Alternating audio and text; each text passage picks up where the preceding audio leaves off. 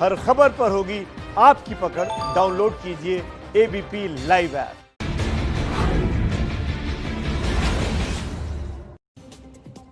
फटाफट खबरों के बाद अब विस्तार से खबरों पर नजर डालते हैं और न्यूज़ग्राम में आज शुरुआत करने जा रहे हैं दिन की सबसे बड़ी खबर के साथ। पूर्वी लद्दाख में एक बार फिर से भारत और चीन के जवानों के बीच झड़प हुई है।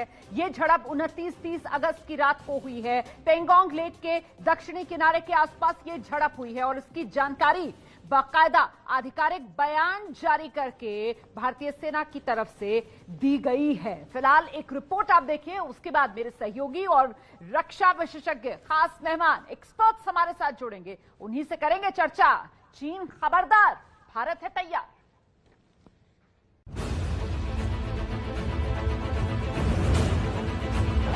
गलवान के बाद पेंगोंग में भी पिटा चीन।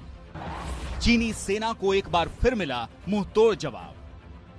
भारत की सेना ने चीन की विस्तारवादी नीति पर फिर की है चोट। 29 और 30 अगस्त की रात एक बार फिर चीन की सेना ने पेंगोंग झील इलाके में घुसपैठ की कोशिश की, लेकिन भारतीय सेना ने चीन के मंसूबे को नाकाम कर दिया। 15 जून को गलवान में हुई घटना के बाद यह पहली बड़ी झड़प है जो पेंगोंग झील के दक्षिणी इलाके में हुई। झड़प फिंगर एरिया इलाके में नहीं हुई है, यह झड़प फिंगर एरिया लेक के दूसरी तरफ हुई है। पहली बार इस इलाके में ऐसी झड़प हुई। राहत की बात यह कि किसी भारतीय जवान को नुकसान नहीं हुआ। नक्शे के जरिए समझिए कि किस इलाके में इस बार चीन ने अपनी नाकाम चाल चलने की कोशिश की। यह पेंगोंग झील का बिल्कुल दक्षिणी हिस्सा है, जिसके दूसरी तरफ चीनी सेना ने घुसपैठ की कोशिश की। पेंगोंग का यह दक्षिणी किनारा आमतौर पर चुशुल सेक्टर के नाम से जाना जाता है। मई महीने में जब तनाव शुरू हुआ था, तब से इस इलाके में सेना की भारी तैनाती है। यही वजह है कि पेंगोंग झील के दक्षिणी किनारे पर चीनी सेना हथियारों के साथ आगे बढ़ी तो भारतीय सेना मुस्तैद थी। न सिर्फ उसे रोका बल्कि पीछे खदेड़ दिया। झड़प वाली जगह पर भारत ने अपनी स्थिति को और मजबूत कर लिया है। सेना ने बयान जारी किया है।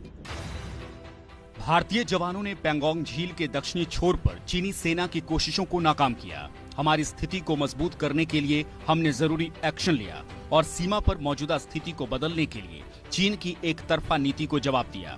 भारतीय सेना बातचीत के जरिए शांति बहाल करने के लिए प्रतिबद्ध है, लेकिन साथ ही हम अपनी जमीन को बचाने के लिए भी प्रतिबद्ध हैं। चुशुल में विवाद को सुलझाने के लिए ब्रिगेड कमांडर लेवल की फ्लैग मीटिंग चल रही है। चीन ने सैन्य और कूटनीतिक स्तर पर बनी आपसी सहमति का उल्लंघन किया है, लेकिन पेंगोंग में झड़प की घटना पर चीनी विदेश मंत्रालय ने बयान जारी कर कहा, चीनी सेना ने भारत के साथ एलएसी की सीमा को कभी भी पार नहीं किया। दोनों पक्ष जमीनी हालात को लेकर संपर्क में हैं, बातचीत चल रही है। लेकिन चीन के बयान चीन की चाल से कभी भी मेल नहीं खाते हैं। विदेश मंत्रालय चाहे जो भी कहे, लेकिन सीमा के करीब चीन के मंसूबे क्या हैं, वो इन तस्वीरों से जाहिर हो जाता है। इस सैटेलाइट तस्वीर में देखिए पेंगोंग झील इलाके में कैसे चीन की सेना ने भारी तैनाती कर रखी है। सप्लाई चेन को दुरुस्त करने के लिए सड़क बनाई गई है, सेना के कैंप बनाए गए हैं। जाहिर है चीन बातचीत के जरिए मानने वाला नहीं है। जरूरत है चीन पर बड़े चोट की। हिंदुस्तान की फौज जो है काफी ज्यादा अलर्ट थी। उन्होंने तुरंत से कार्रवाई की और चाइना को वहां से पुशबैक किया। चाइना जो है बड़ा डीवियस है, हम किसी प्रकार से उसके ऊपर कोई विश्वास नहीं कर सकते। चाइना बड़े पैमाने पर मैन्यूवरिंग कर सकता है। अक्टूबर के महीने में जब कैंपेनिंग सीजन स्टार्ट होगा, मिसाइल्स डिप्लॉय कर रहे हैं। हमको हर प्रकार से चौकन्ना रहना है, अपनी एयरफोर्स को चौकन्ना रहना है, अपने सैटेलाइट्स को चौकन्ना रहना है, ड्रोन्स को चौकन्ना रहना है। और जब जब चाइना की तरफ से इस की कोशिश होती है तो कड़ा जवाब देना है।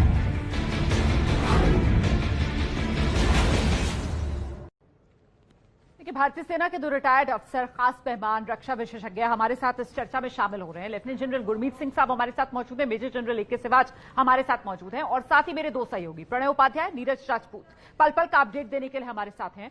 सीधे पहले जरा नीरज का रुख करते हैं और समझते हैं नीरज राजपूत से कि फिलहाल स्थिति कैसी है और जो ब्रिगेडियर लेवल की बातचीत चल रही थी उससे कुछ तस्वीर साफ हो रही है, कुछ खबरें छनकर बाहर आ रही है।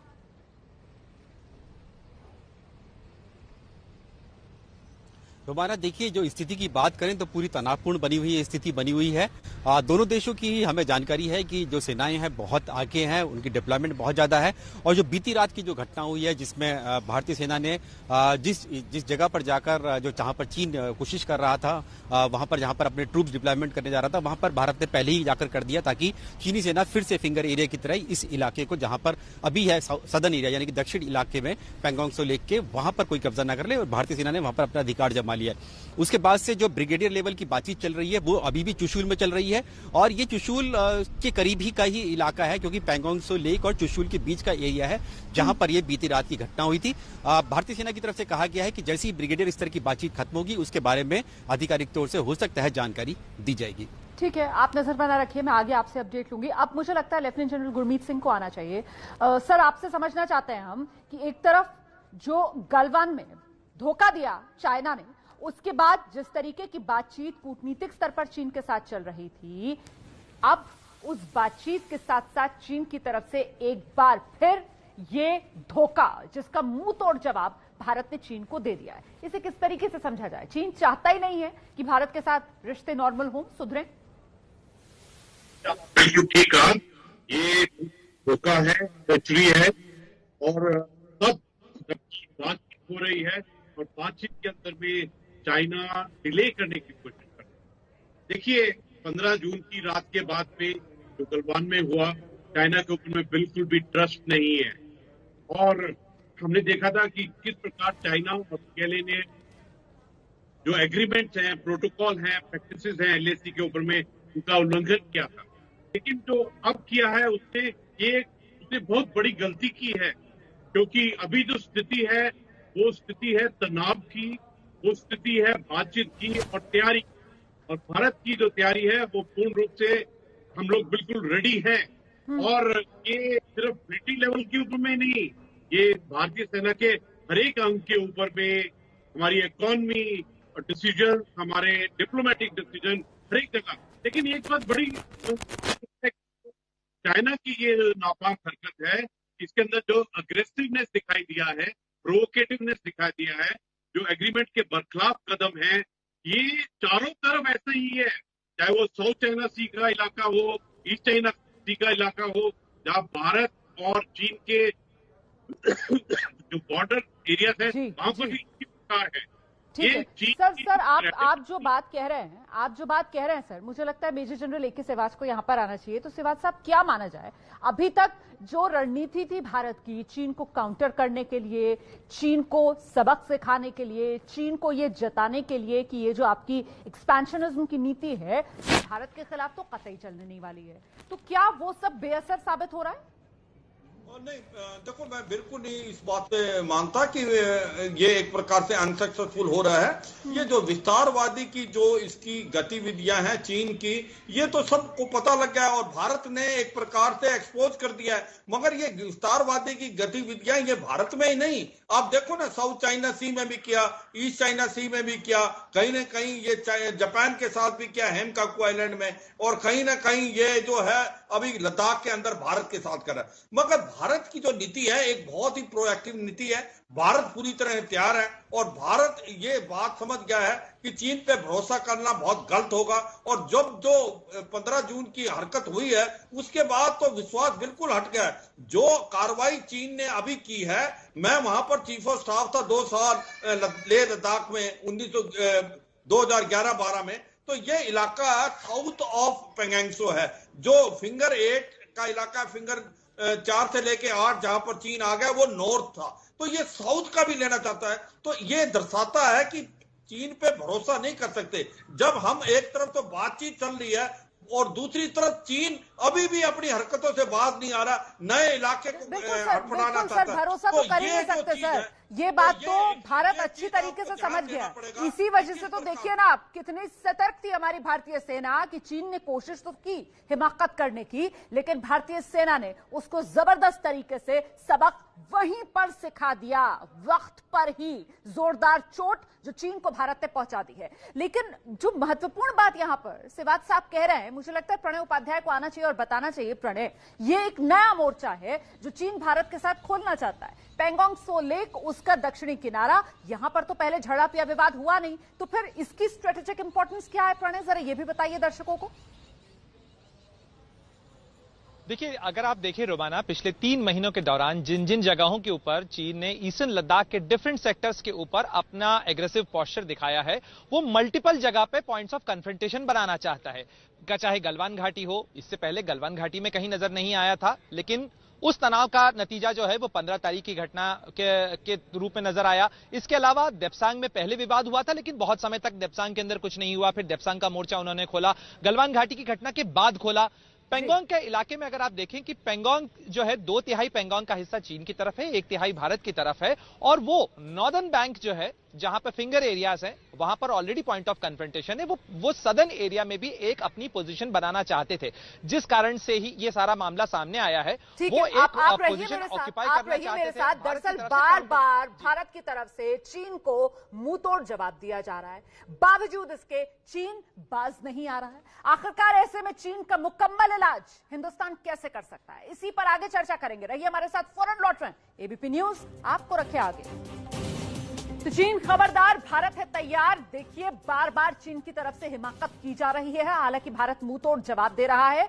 और पिछले कुछ महीनों में चीन ने कब भारत की नाक में दम करने की कोशिश की, ये आपको दिखाते हैं जरा ग्राफिक्स के जरिए। ये देख सकते हैं आप, 29-30 अगस्त की रात पेंगोंग के पास फिर से ये जो झड़प हुई है, जो ताजा मामला है जिस पर अभी हम चर्चा कर रहे हैं, खास मेहमान भी हमारे साथ बने हुए हैं। इससे पहले 15 जून की तारीख थी, गलवान घाटी में झड़प हुई थी। आपको ध्यान होगा, जहां गलवान में चीन ने भारत को धोखा दिया, उससे पहले 12 मई पूर्वी लद्दाख में चीनी हेलीकॉप्टर मंडराते हुए नजर आए थे। 9 मई सिक्किम के नाकुला में झड़प देखने के लिए मिली थी भारत और चीन के बीच। लगातार चीन की तरफ से ये हिमाकतें की जा रही हैं। 5-6 मई को भी पेंगोंग के फिंगर एरिया में झड़प हुई थी। हम सीधे रुख करते हैं, हमारे साथ खास मेहमान जो लगातार बने हुए हैं।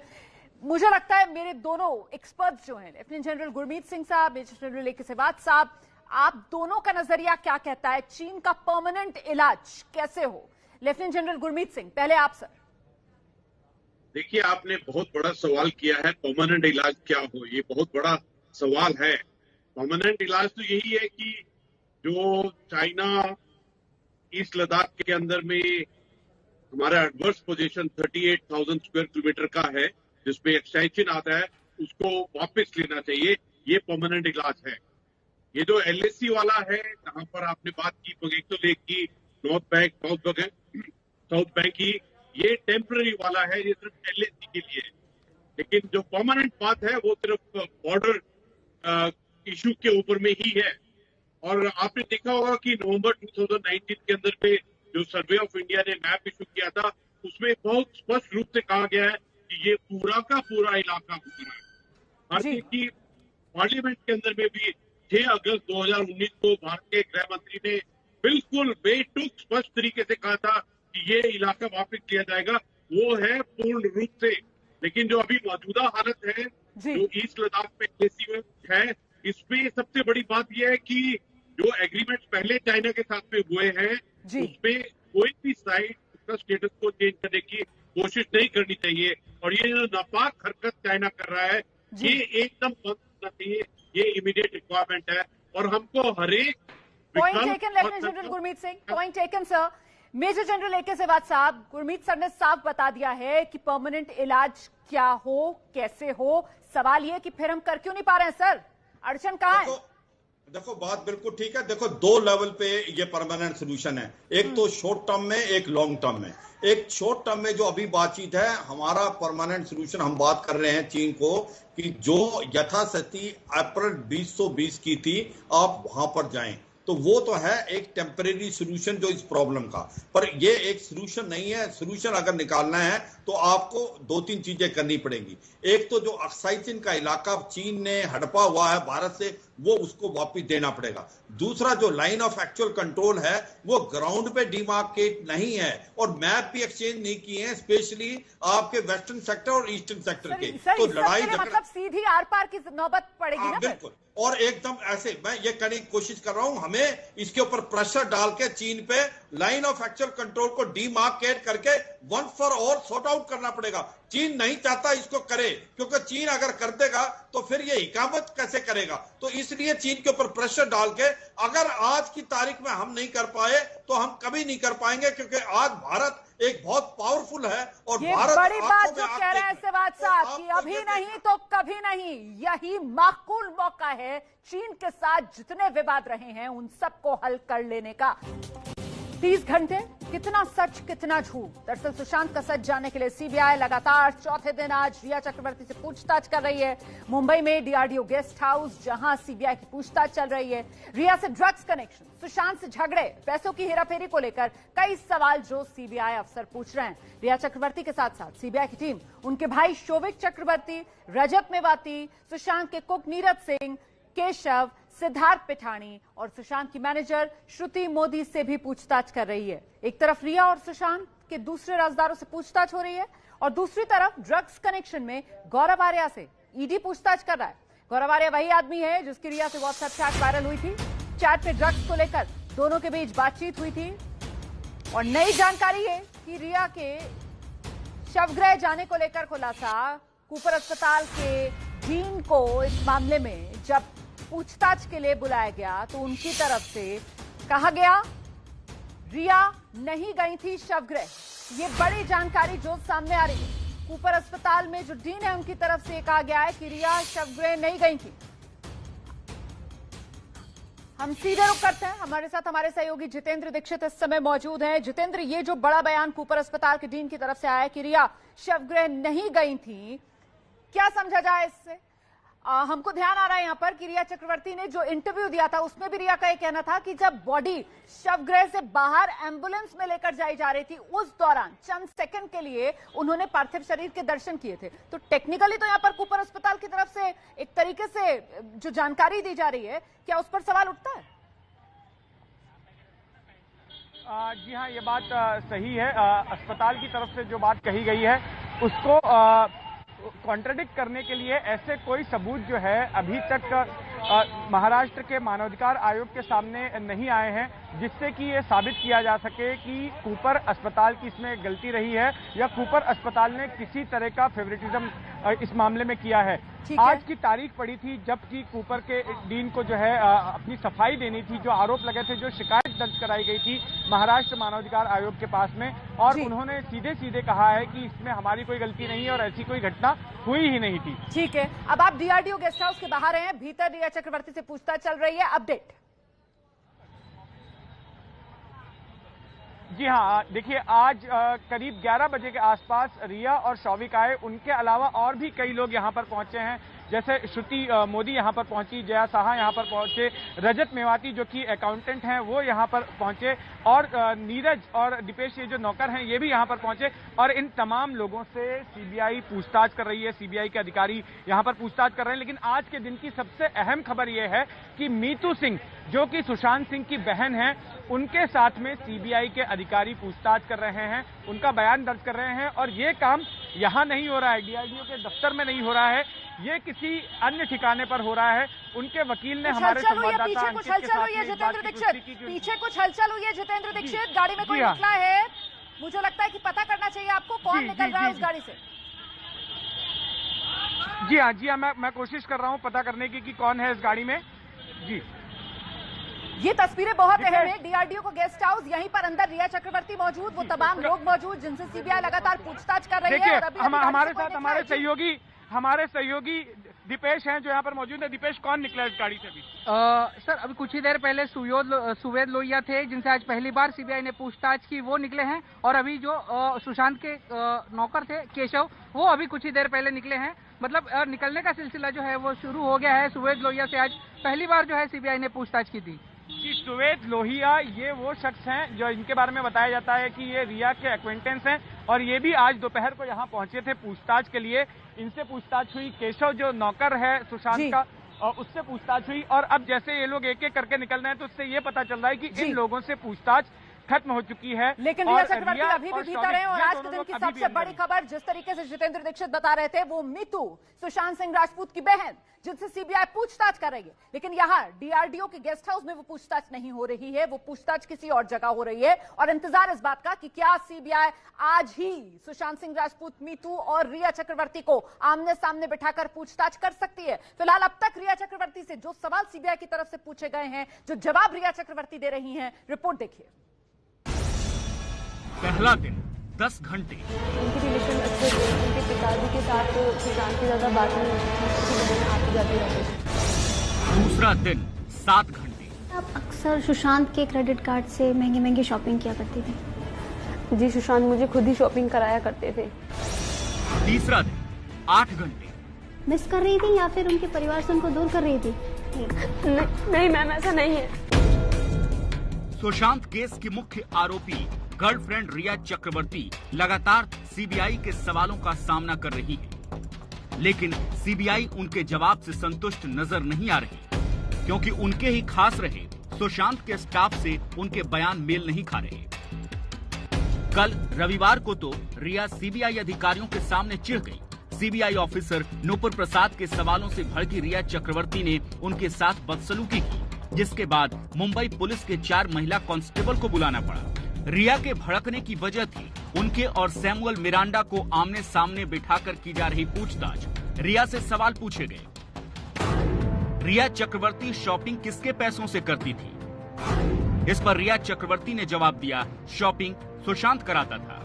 लेकिन सैमुअल मिरांडा ने कहा, रिया सुशांत के कार्ड से शॉपिंग करती थी, सुशांत को बिना बताए उसके डेबिट कार्ड का पिन रिया को दिया था।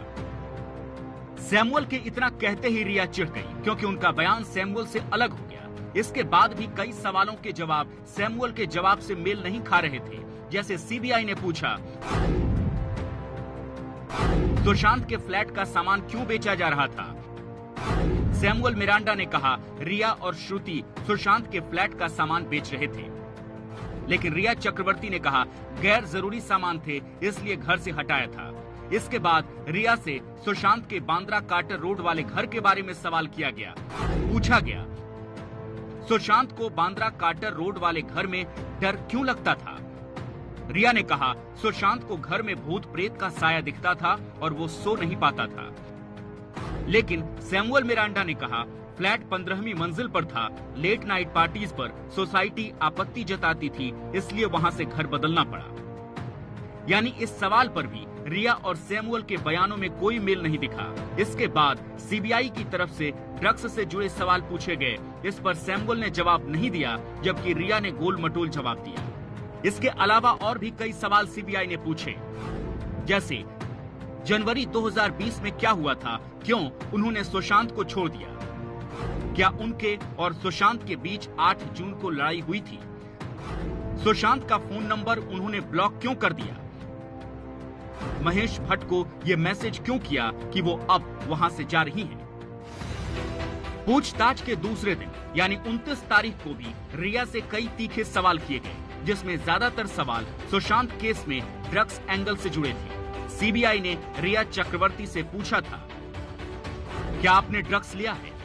क्या सुशांत भी ड्रग्स लेते थे? सुशांत को ड्रग्स कौन देता था? सुशांत को ड्रग्स सप्लाई करने वाले को जानती हैं? सुशांत की पार्टी में ड्रग्स का इस्तेमाल कहां होता था? ड्रग्स खरीदने के लिए किसके पैसे इस्तेमाल होते थे? आखिरी दिनों में सुशांत क्या ज्यादा स्मोकिंग करते थे? इसके अलावा सीबीआई ने पूछा, सुशांत अक्सर टूर पर जाते थे, पैसे कौन देता था? हाउसिंग लोन से ज्यादा आपने यूरोप ट्रिप पर खर्च कर दिया, कैसे? अपनी देखिए, भ्रष्ट और ढीले अधिकारियों पर अब तक का सबसे बड़ा एक्शन होने जा रहा है। मोदी सरकार ने फैसला लिया कि वो ऐसे अधिकारियों को सिस्टम से बाहर निकाल देगी। इसके लिए पूरा खाका तैयार हो गया। सरकार के फैसले को अंजाम तक पहुंचाने के लिए ऐसे अधिकारियों की अब लिस्ट बनाई जा रही है। इन 2 तस्वीरों में छिपी है सरकार और भ्रष्टाचारियों को सरकारी सिस्टम से उखाड़ फेंकने की पूरी कहानी। कहानी है मोदी सरकार के भ्रष्ट अधिकारियों पर कड़े एक्शन की। मोदी सरकार भ्रष्ट अधिकारियों की लिस्ट बना रही है। बाहर होने वाले हैं नाकाबिल और भ्रष्ट अधिकारी। करप्शन के खिलाफ मोदी सरकार ने सरकारी दफ्तरों से ऐलाने जंग शुरू क्यों किया, ये बताएंगे। लेकिन पहले जरूरी ये है कि आप ले कि मोदी सरकार किस तरह से भ्रष्टाचारियों को सिस्टम से बाहर करने की तैयारी कर रही है। मैं देशवासियों को विश्वास दिलाना चाहता हूं। मैं 125 करोड़ देशवासियों की टीम इंडिया को कहना चाहता हूं कि ये देश भ्रष्टाचार से मुक्त हो सकता है। अनुभव के आधार पर कह रहा हूं। ऊपर से शुरू करना होता है, साथ साथ भ्रष्टाचार हमारे देश में दीमक की तरह लगा हुआ है। इतने बड़े देश में भी भ्रष्टाचार रूपी दीमक से मुक्ति के लिए अनेक प्रकार के कोटि कोटि प्रयासों की आवश्यकता है और उसे किया भी जा सकता है। सरकार के इस आदेश के तहत वो सभी अधिकारी और कर्मचारी आएंगे जो 30 साल से ज्यादा की नौकरी कर चुके हैं। इन सभी अधिकारियों के काम की समीक्षा की जाएगी। हालांकि कार्मिक मंत्रालय ने साफ किया है कि ये पहले से जारी प्रक्रिया का हिस्सा है, जिसे फिर से अमल में लाया जा रहा है। कार्मिक मंत्रालय ने 28 अगस्त को सभी मंत्रालयों और विभागों को एक सर्कुलर जारी किया। इस सर्कुलर में उस नियम का हवाला दिया गया जिसमें जनहित के तहत सरकार किसी भी कर्मचारी को समय से पहले रिटायर कर सकती है। सरकारी नौकरी से रिटायर करने का आधार कामकाज में ढिलाई और भ्रष्टाचार को बनाया गया है।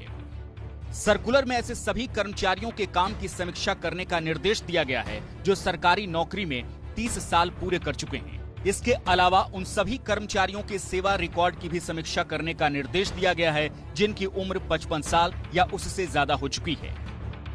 इस समीक्षा के पीछे सरकार का मकसद प्रशासनिक मशीनरी को चुस्त दुरुस्त बनाए रखना है ताकि सरकारी कामकाज में तेजी लाई जा सके। इसके लिए जरूरत पड़ने पर किसी भी कर्मचारी को समय से रिटायर करने का अधिकार सरकार के पास पहले से ही है। नियमों के तहत जुलाई 2014 से जनवरी 2020 तक 120 कर्मचारियों को समय से पहले रिटायर किया गया। रिटायर किए जाने वाले कर्मचारियों में ग्रुप ए के 163, ग्रुप बी के 157 कर्मचारी शामिल हैं। रिटायर होने वाले कर्मचारियों को 3 महीने का नोटिस या 3 महीने का वेतन देने का प्रावधान है। वैसे इन कर्मचारियों को पेंशन की सुविधा मिलती रहेगी। मेरे दो सहयोगी इस वक्त मेरे साथ मौजूद हैं। प्रशांत हमारे साथ हैं, विजय विद्रोही हमारे साथ मौजूद हैं। विजय जी, ये ब्यूरोक्रेसी में स्वच्छता अभियान चला रही है सरकार? हाँ, ये जो पहले से अभियान चल रहा है उस अभियान में और गति लाने की कोशिश हो रही है। ये अपनी जगह सही है, लेकिन बड़ा सवाल उठता है कि क्या भ्रष्टाचार करने की कोई उम्र होती है या फिर ऐसा होता है कि जो 30 साल सरकारी नौकरी कर चुका होगा उसके बाद ही वो भ्रष्टाचार करेगा और 50 और 55 साल की उम्र के बीच में ही करेगा।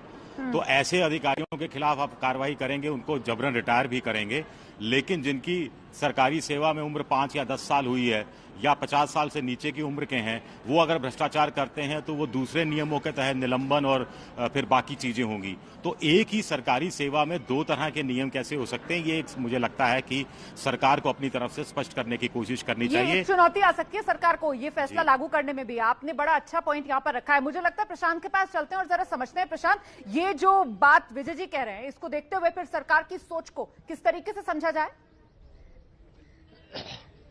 नहीं, देखिए रोमाना, जो विजय जी बात कर रहे हैं उसमें 2 चीजें हैं। ये जो ऑफिस मेमोरेंडम जिसकी चर्चा हम लोग कर रहे हैं, जिस सर्कुलर की, उसमें ये साफ लिखा हुआ है कि कंपलसरी रिटायरमेंट एक अलग चीज होती है और प्री मेच्योर रिटायरमेंट एक अलग चीज होती है। कंपलसरी रिटायरमेंट में जो विजय जी कर रहे हैं उसमें चाहे आपने जितनी भी सेवा दी हो, चाहे आप कितने भी समय से सरकारी नौकरी में हो, अगर आप भ्रष्ट पाए जाते हैं, अगर आप अक्षम पाए जाते हैं तो उसके खिलाफ सरकार एक्शन लेने के लिए स्वतंत्र होती है। यहां बात प्री मेच्योर रिटायरमेंट की हो रही है रोमाना, की जो कर्मचारी 30 साल से ज्यादा नौकरी कर चुके हैं उनके लिए जरूरी है कि इस तरह की समीक्षा की जाए, क्योंकि ऐसा सरकारी नौकरी में होता है कि 60 साल तक सेवानिवृत्ति की आयु होती है तो जो कर्मचारी होता है थोड़ा शिथिल पड़ जाता है, काम में ढील आ जाती है। भ्रष्ट कई कर्मचारी होते हैं जिनके खिलाफ केसेस चलते रहते हैं, तो उनके खिलाफ ये कार्रवाई, जो कंपलसरी रिटायरमेंट वाला एक्शन होता है वो अलग होता है रोमाना। और इस ऑफिस मेमोरेंडम में साफ लिखा हुआ है कि कंपलसरी रिटायरमेंट की प्रक्रिया अलग से चलती है, वो अलग से उसकी बात होती है। यहां पर केवल प्रीमेच्योर रिटायरमेंट की बात है और उन लोगों की बात है जो 30 साल पूरा कर चुके हैं या जिनकी उम्र 55 साल से ज्यादा हो चुकी है। विजय जी आपको जवाब देना चाह रहे हैं, आइए विजय जी। देखिए, 50 और 55 साल की उम्र का हवाला देना और 30 साल के अनुभव का हवाला देना, इससे ऐसा लगता है कि सरकार कोई ब्रैकेट सा बना दिया है और ये सारे सरकारी कर्मचारी उसमें संदेह के घेरे में आ गए हैं। दूसरी बात है कि जो पहले रिटायरमेंट, कंपलसरी रिटायरमेंट की बात है या मुकदमों की बात प्रशांत कह रहे हैं, तो कैट के तहत तो वो लोग भी मुकदमे के तहत जाते हैं, कैट के तहत, जो चाहे 10 साल की उम्र सरकारी सेवा करते हुए ही हो, तब उन पर भ्रष्टाचार का लगा हो, या 55 या रिटायरमेंट से एक दिन पहले भ्रष्टाचार का आरोप लगा हो। तो मुझे लगता है कि कहीं ना कहीं सबको संदेह के घेरे में खड़ा कर देना और एक ब्रैकेट सा बना देना कि 50 साल की उम्र हो गई तो आप शिथिल हो जाएंगे, 50 साल की उम्र हो गई तो आप भ्रष्टाचार करने लगेंगे, कि भाई 55 साल की उम्र हो गई या 5 साल रिटायरमेंट में बचे हैं तो थोड़ा सा भ्रष्टाचार कर ले। मुझे लगता है ये इस तरह की मानसिक प्रवृत्ति को बांध देना ऐसी चीज से ये बड़ी महत्वपूर्ण बात आप कह रहे हैं कि भाई उम्र का काम चोरी या फिर उम्र का भ्रष्टाचार से क्या लेना देना, ये सवाल जो यहाँ पर खड़ा होता है। अब देखना ये होगा कि वहां दूसरी तरफ तो सरकार की तरफ से लिस्ट बनने की प्रक्रिया शुरू हो गई है, किस तरीके से सरकार अपने इस स्वच्छता अभियान को आगे बढ़ाती है। हम छोटे से ब्रेक के लिए यहाँ पर रुक रहे हैं। एबीपी न्यूज पर आगे देखिए पंचनामा।